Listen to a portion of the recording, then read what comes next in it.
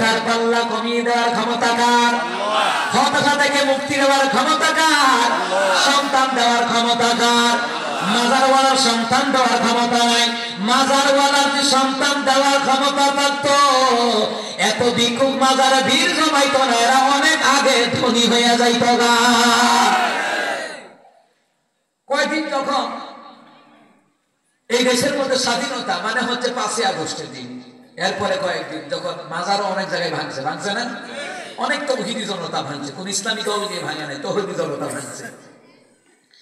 ও মা, কতগুলো ঘন্টা ঘন্টা বেরিয়ে আসছে, দেখি মাজারও ঘুরে জামাইয়ের কোনো খেদমত করে না, এটা জামাই লাগে না, মাজারও কে বইতে আছে না? এমন এই সাহারি মাজারে গেলে এতে ভাই তো টাকা থাকে, সাহারি মাজারে গেলে, গোলাপসার মাজারে গেলে বেড়া বেটি কারা খায়, বিহিত বার্তা আসছে, মেলা একটা জমাই না।